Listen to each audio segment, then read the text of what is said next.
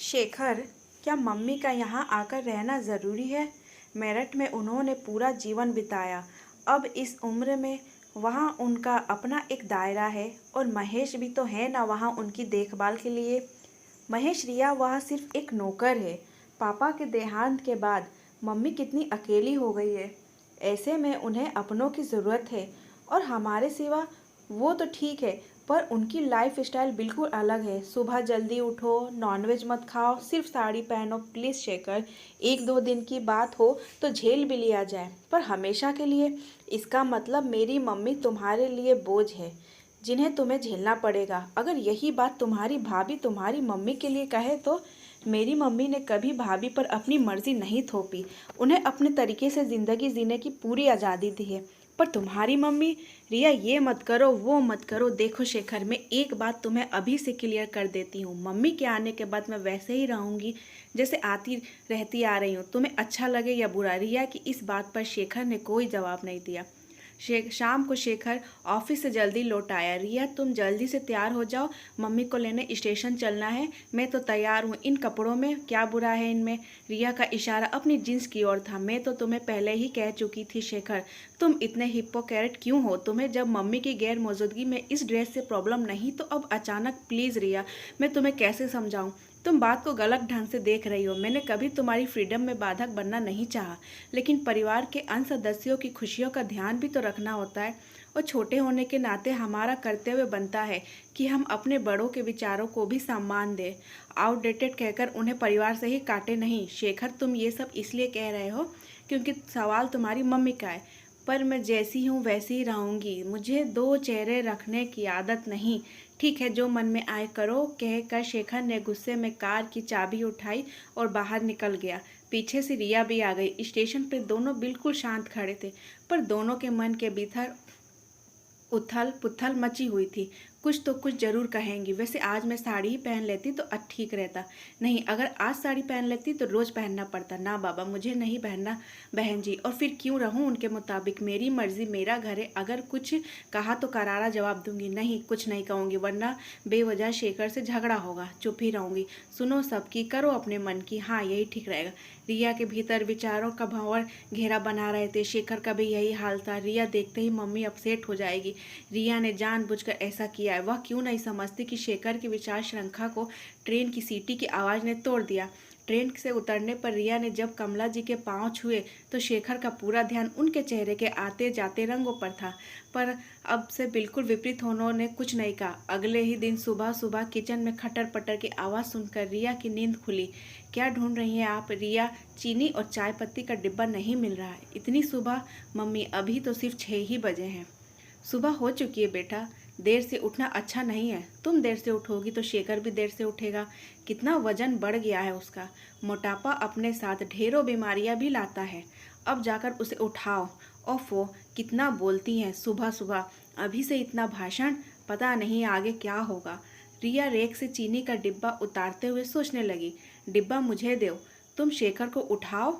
उठो शेखर। रिया ने शेखर को इतनी तेजी से झकझोरा कि शेखर हड़बड़ा गया। क्या हुआ, ये तुम अपनी मम्मी से पूछो। रिया बेटा इधर तो आओ। ओ गॉड, तुम्हारी मम्मी एक पल सांस भी लेती है या नहीं। चलो तुम उठो, नहीं तो थोड़ी देर में आवाज़ लगा लगा कर सारी कॉलोनी को जगा देंगी। रिया और शेखर कमरे से बाहर आ गए। रिया, शेखर टिफ़िन में क्या लेकर जाएगा। मैं तैयारी शुरू कर देती हूँ। शेखर, खाना लेकर नहीं जाते, ऑफिस में ही कुछ मंगा कर खा लेते हैं। क्यों शेखर, ये शौक कब से लगा लिया। रोज़ बाहर का खाना क्या करूँ। ऑफिस 9 बजे निकलना होता है। काम वाली बाई तब तक आती नहीं। बाई, रिया ने जॉब कर ली है। नहीं नहीं, वो मुझसे खाना अच्छा नहीं बनता। वैसे भी मुझे कुकिंग में कोई दिलचस्पी नहीं है। रिया ने सफाई दी। कोई बात नहीं, मैं तुम्हें खाना बनाना सिखा दूंगी। और कमला जी उठकर किचन में चली गई। देखो शेखर, अपनी मम्मी को समझा दो, मुझे कुछ भी सीखना नहीं है। मैं जितना जानती हूँ मेरे लिए उतना ही काफ़ी है। तुम मुझे ऑफिस जाते हुए संजना के घर ड्रॉप कर देना। तुम्हारा दिमाग तो ठीक है। मम्मी को कैसा लगेगा। तुम घर पर ही रहो। शेखर, तुम मुझसे ऐसे बात कैसे कर रहे हो। देखो, मम्मी ने आते ही अपनी हुकूमत चलानी शुरू कर दी है। अगर तुम घर में शांति चाहते हो, मेरा तुम्हारी मम्मी से दूर रहना ही ठीक है। वरना फिर तुम ही कहोगे कि मैंने तुम्हारी मम्मी की इंसल्ट। आगे कुछ कहने की जरूरत नहीं है, तुम्हारी मर्जी, जाना है जाओ, शेखर ने झुंझला कर कहा और निकल गया। उसके जाते ही रिया भी घर से निकल गई। शाम को जब वह लौटी तो कमला जी घर के बाहर बेचैनी से घूम रही थी। रिया इतनी देर कहाँ कर दी, फोन ही कर देती, मुझे चिंता हो रही थी। मम्मी मैं बच्ची नहीं हूँ जो कहीं खो जाती। रिया के शब्दों की चुभन कमला जी को तड़पा गई। रात को खाना खाते समय कमला जी की चुप्पी से शेखर सब समझ गया। मम्मी कल संडे है, मंदिर चलेंगी? शेखर ने पूछा। जरूर चलूंगी, कहाँ है? घर से ज्यादा दूर है? और फिर बातों का सिलसिला शुरू हो गया। शेखर जानता था जब भी मम्मी का मन अशांत होता तो पापा उन्हें मंदिर ले जाते थे और मंदिर से लौटते ही वह कहती, मैं अपनी सारी परेशानियां ईश्वर को उसके घर जाकर दे आई हूँ, अब वही जाने। दूसरे दिन शेखर सुबह सुबह उठ गया। उसने जागते ही पूछा, रिया तुम भी चलोगी ना? नहीं, रिया ने करवट बदलते हुए कहा और सो गई।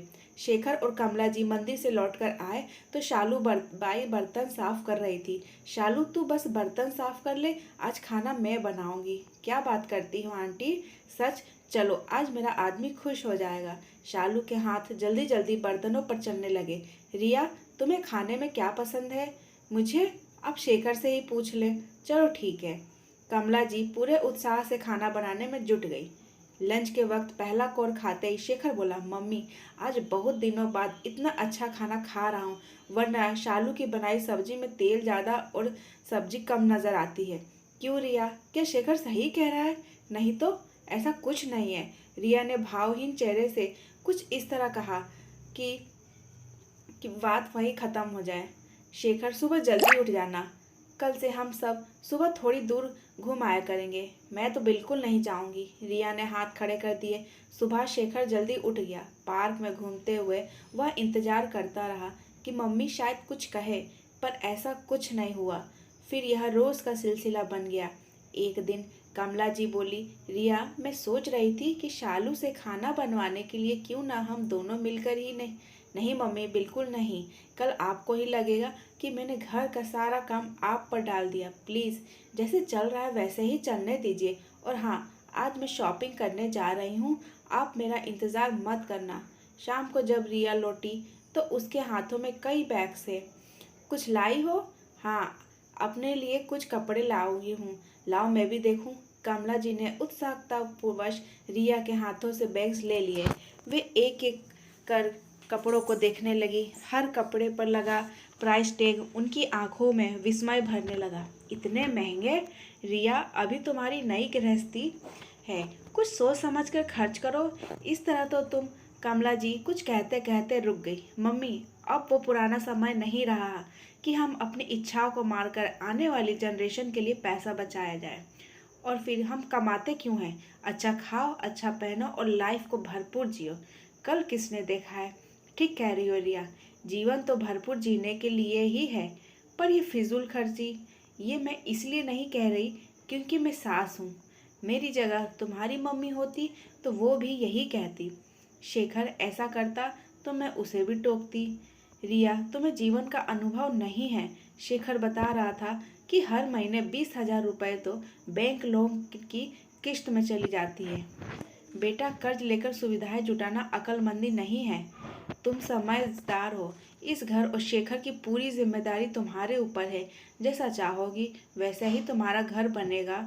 फिर बुरे वक्त के लिए भी कुछ पैसा हमेशा पास में होने चाहिए। तो आप चाहती हैं कि हमारा बुरा वक्त आए? रिया का यह विष बाण कमला जी के मन में धंस गया। ऑफिस से लौटकर आने के बाद अपनी माँ की नम आंखों को देखकर शेखर भांप गया कि आज घर में जरूर कुछ हुआ है। मम्मी क्या हुआ? तबीयत ठीक नहीं है क्या? नहीं बेटा, ऐसी कोई बात नहीं है, बस अब यहाँ मेरा मन नहीं लगता। मुझे मेरठ वापस जाना है, तू मेरा रिजर्वेशन करवा दे। क्या हुआ मम्मी? शेखर घबरा गया। रिया ने कुछ कहा या मुझसे कोई गलती हो गई हो?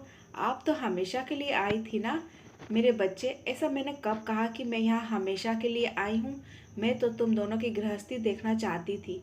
तुम दोनों यहाँ ठीक हो, खुश हो, देख लिया, बस अब जाना चाहती हूँ। वहाँ घर सूना पड़ा है। मम्मी आप ही तो कहा करती थी कि घर तो घर के लोगों से बनता है, वरना ईंट गारे की दीवारों को तो सिर्फ मकान कहते हैं। मम्मी वहाँ कौन है? आप कहीं नहीं जाएंगी? शेखर की आवाज़ अपराध बोध से थरथरा गई। वह खुद को बहुत असहाय महसूस कर रहा था। जिस माँ ने जीवन भर उस पर अपनी ममता लुटाई, आज उसी माँ का वह ख्याल नहीं रख पाया। उसका मन कर रहा था वह चीख चीख कर रिया से लड़े, लेकिन उससे भी क्या हासिल होगा। तू परेशान मत हो शेखर, मैं 1-2 महीने में फिर आ जाऊंगी। सच? हाँ बेटा। कमला जी ने शेखर के सिर पर हाथ फेरा। उनकी जिद के कारण शेखर ने रिजर्वेशन करवा दिया। रिया, तुमने मम्मी से क्या कहा? मैं क्यों कुछ कहूँगी, पर मैं उनके इशारों पर अपनी ज़िंदगी नहीं चलाऊंगी। शेखर, हम बच्चे नहीं हैं। क्या हम अपना भला बुरा नहीं समझते? फिर क्यों मम्मी हमेशा ये प्रूफ करने में लगी रहती है कि मैं मैच्योर नहीं हूँ? उनका हर मामले में दखल अंदाजी करने का नेचर ही सारी समस्या की जड़ है, और इस उम्र में उनको हैंडल करना बहुत ही मुश्किल है। बस करो क्रिया, प्रॉब्लम तुम में है।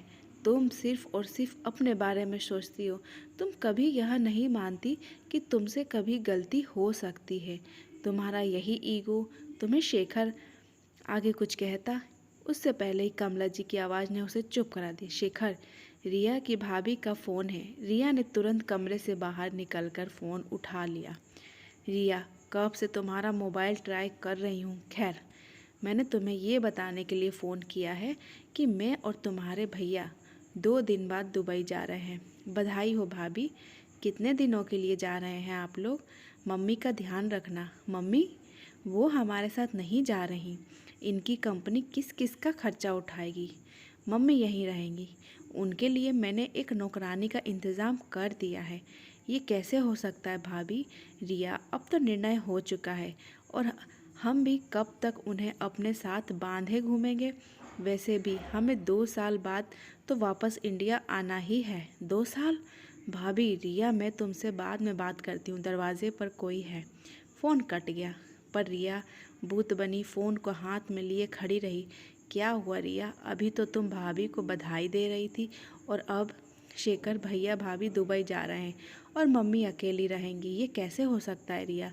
अभी 2 महीने पहले ही तो उन्हें हार्ट अटैक हुआ था। उन्हें तो बहुत केयर की ज़रूरत है। यही तो। मुझे भैया पर बहुत गुस्सा आ रहा है। भाभी का छोड़ो, पर भैया को तो मम्मी का ख्याल होना चाहिए। मम्मी अकेली कैसे रहेगी? रिया रुआंसी हो गई। रिया, तुम्हारी मम्मी अकेली कहाँ है? तुम रहोगी ना उनके साथ? शेखर, तुम कल ही पूना जाकर रिया की मम्मी को ले आओ यहाँ। रिया भुचक्की रह गई।